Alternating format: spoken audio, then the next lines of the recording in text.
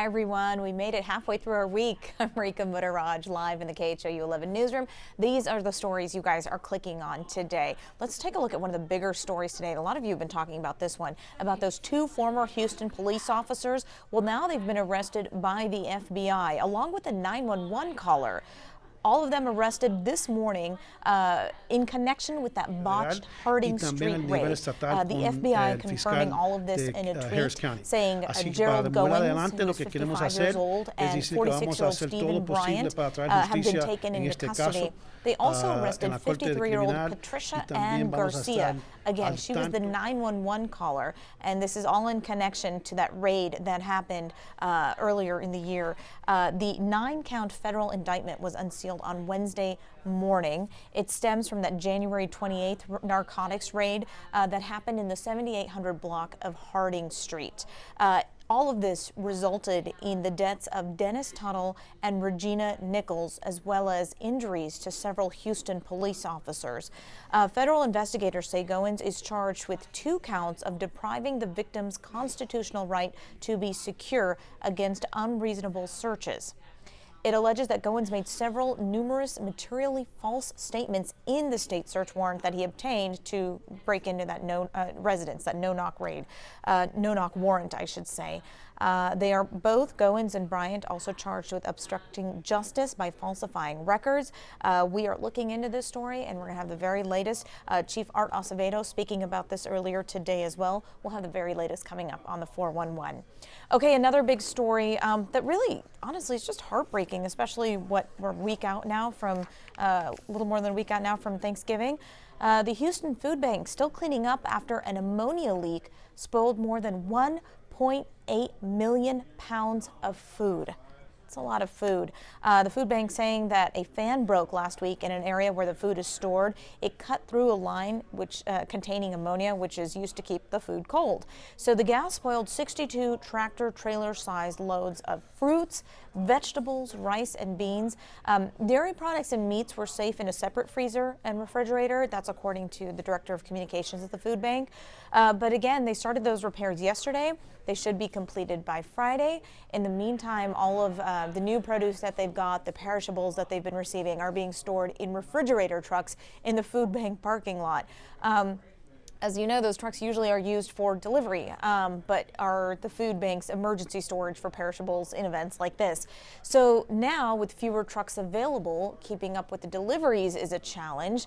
The food bank should be able to use its damaged refrigerators by next Tuesday, but until then, the food bank needs your help, and they specifically need 2 things.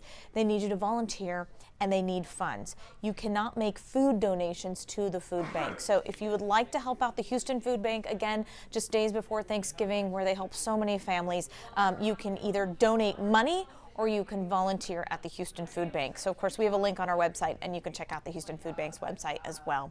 Okay, let's talk about this gorgeous weather. I mean, I don't know what it is, but it seems to be landing at the end of the week and on the weekends. And David Paul, is it going to stay this way? Well, we've had a big warm-up today, Rake. I mean, if you've been outside in the last hour or two, that south wind is really beginning to gust, and temps have warmed up. Hobby's at 80 right now. Normal high is about 71, so we're about 10 degrees above normal across the board. Bush 78, Sugarland, you're sitting on 79 right now. It feels good out there. Southeast breeze coming off the Gulf of Mexico, 18 miles an hour at Hobby, 22 Houston. It's gusting to 25 every now and then. Feels wonderful outside.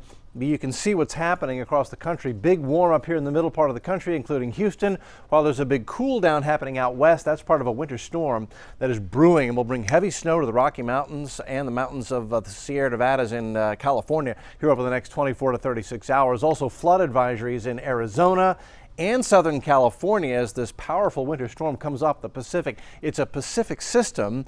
You can see the center of the low pressure spinning here near Bakersfield and Los Angeles.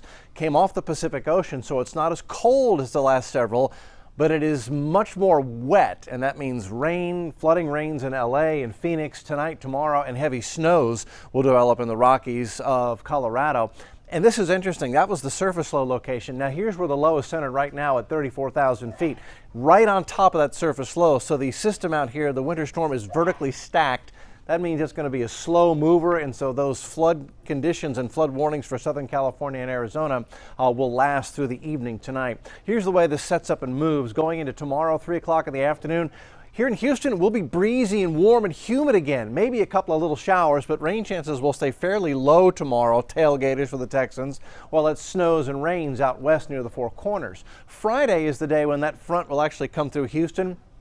With the latest computer models, this is 3 o'clock Friday afternoon, are not overly wet. In fact, they're beginning to back off a little bit on rain chances for Friday, but I do expect at least a few scatter showers and maybe thunderstorms up north. That's our next cold front arriving Friday afternoon. Friday evening, we'll get a wind shift to the north, and then Saturday and the weekend, if this all plays out like we think it's going to, this will be the 6th weekend in a row where the weather has been spectacular.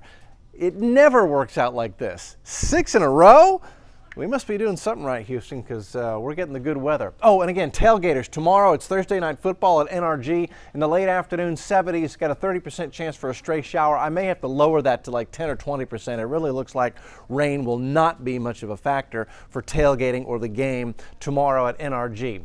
So tonight, breezy and mild. A few morning sprinkles are possible. Overnight low 68. That's about 10 degrees above our normal low for this time of year. Then tomorrow, breezy and warm again. High temperatures in the upper 70s, almost 10 degrees warmer than we ought to be this time of the year.